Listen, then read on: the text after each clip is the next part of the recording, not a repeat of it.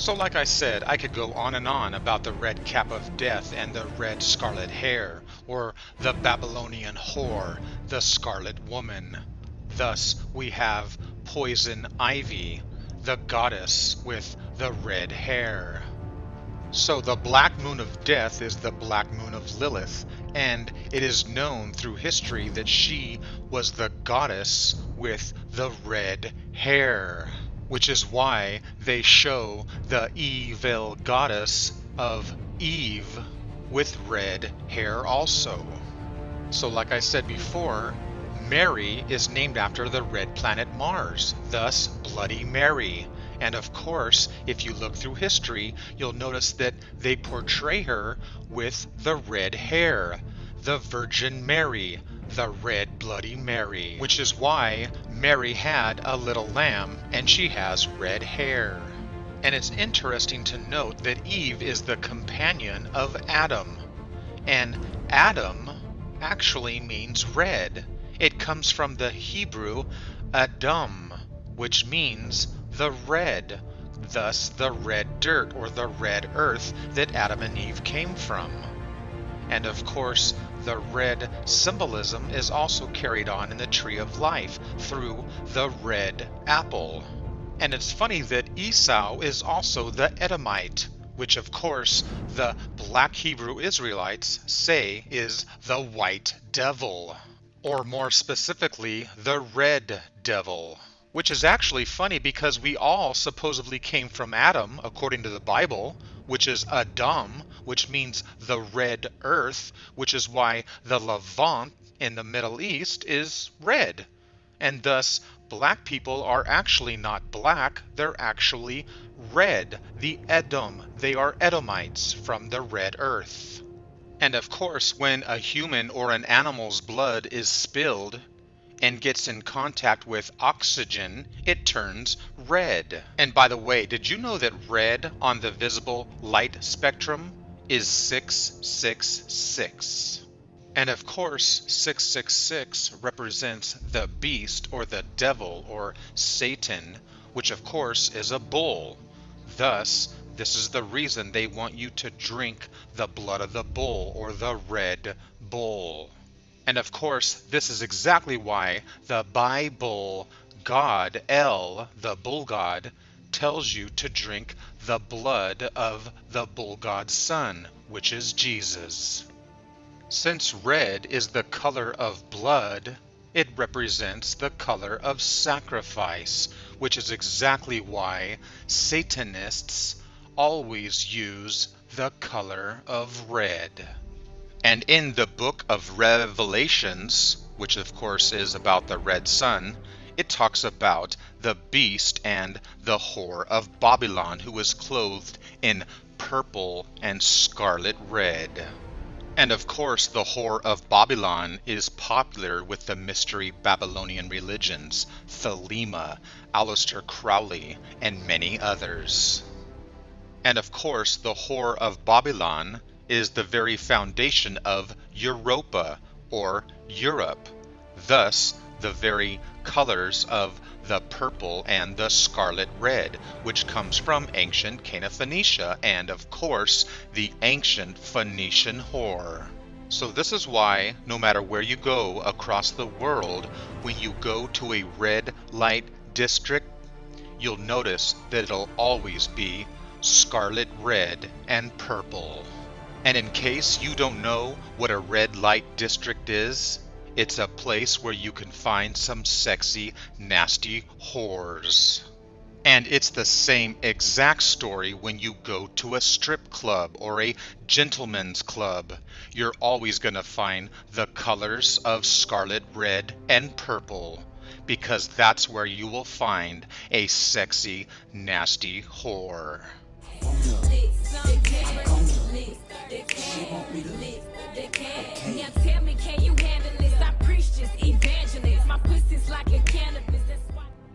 So, like I said, this is why in Satanism and in witchcraft in general, you will find the scarlet color of red and purple.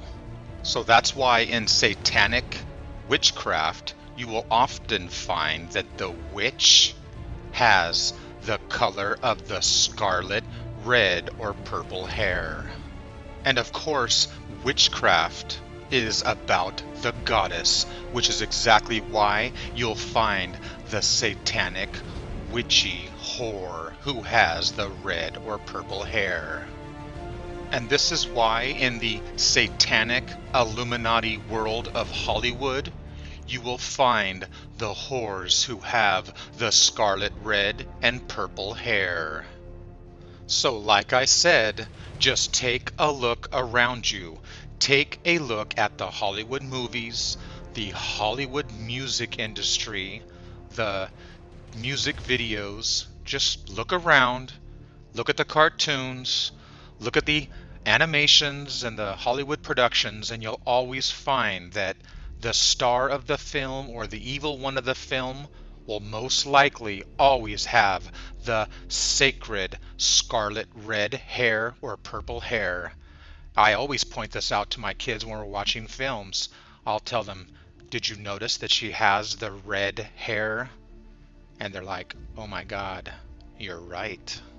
And believe me, it's not only the red-haired witched female, it's also the red-haired male.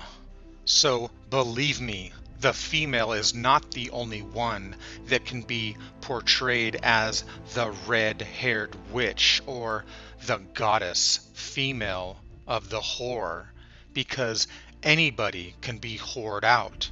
A whore is one who is paid for a service.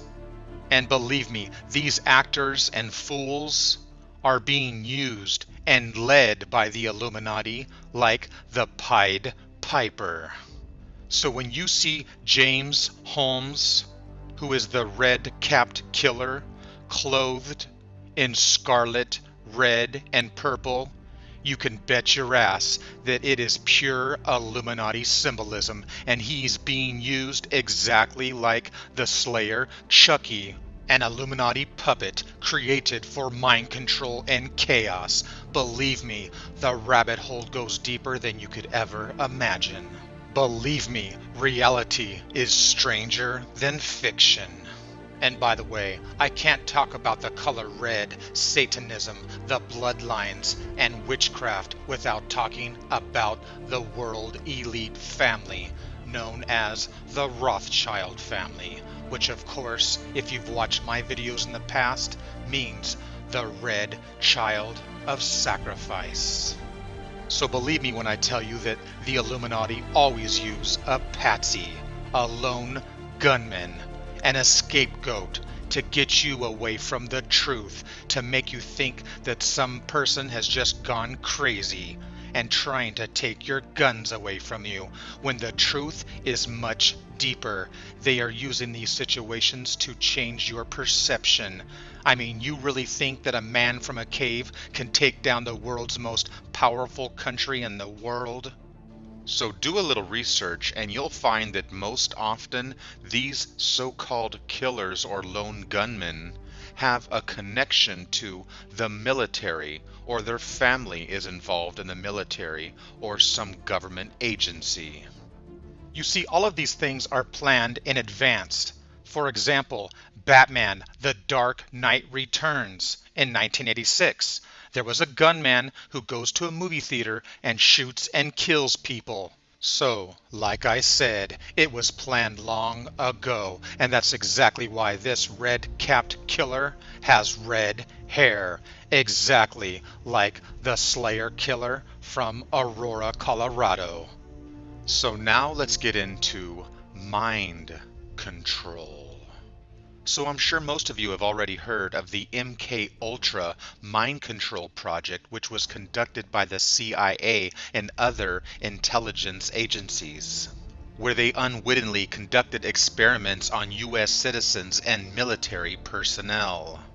And by the way, I'm not making this up. You can do your own research and see that the CIA and other agencies declassified classified paperwork on this mind control project. And there were many secret projects under MK Ultra, such as Project Bluebird and Project Artichoke, as well as Project Monarch, to name a few. So these projects deal with multiple personality disorder. Triggers cause the slave personality to arise, kind of like a Jekyll and Hyde. And this is one of the reasons why they call it the Monarch Project, because a monarch butterfly drastically changes its appearance, which is known as a metamorphosis. And I'm sure most everyone has a basic understanding of the mind control of the butterfly effect. But I'm going to focus on the mind control of Project Monarch. So the etymology of the word monarch has the same etymological root as that of monarchy or the moon arc. Thus, the very word mind also comes from the min or the moon. This is why we have the word mental. Thus, the moon makes us go crazy, and it gives us our thoughts, which comes from the moon god Thoth. This is exactly why we have a lunatic, which comes from the moon Luna. See, monarchs are called monarchs because they gather during the full moon and mate. This is why there's books called The Moon of the Monarch Butterflies, as well as the Blue Moon events, which involve the monarch butterflies. So check this out. I'm going to show you just how deep the rabbit hole goes.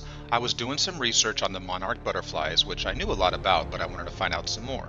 So I went to the site called the Urban Wilderness, and you'll notice that they gather on their meetings on September 11th. You see the declassified paperwork by the CIA on MK Ultra mind control states the date of September 11th. I'm going to go into more detail about September 11th and the mind control a little later in this video, but for now, let's get back to the Illuminati mind control of Project Monarch. You see, there's a Batman video game called Arkham City, and if you don't know, Arkham City was released on November 22nd, 2011, the hidden 9/11, and September 7th, 2012, the hidden 77, which are the same numerology you'll find on the September 11th attacks. And besides the hidden numerology of 9/11 or September 11th, you have Arkham City. Ark means the moon arc, and Ham is a reference to the place or the city, the dwelling place. Which brings us to the dwelling place in Arkham City of the Joker. And the Joker's dwelling place is none other than a movie theater. You see, this is where he battles Batman. And the dwelling place of the Joker, the movie theater, is called none other than the mind control of the Monarch Theater. And for those who have not watched my past videos, the very word James actually means the word Jack. It means the jester, the joker. You see, he is the evil jester or the fool, the trickster, the two-faced liar. This is exactly why Jacob or Jacob in the Bible is the one who tricked and fooled and stole the crown. He jacked the crown. So a jack is one who rips off something, which is why you get carjacked or hijacked. So yes, James is the jack or the two-faced liar, the trickster, the actor, the one who plays the role of the jester, the joker. So let's get back to the Monarch Theater, or the home of the evil jester Joker. You see, the Monarch mind control of the Monarch Theater is the very place that Bruce Wayne's parents were actually murdered. So Batman, the Dark Knight, has a long history with the Monarch mind control movie theater.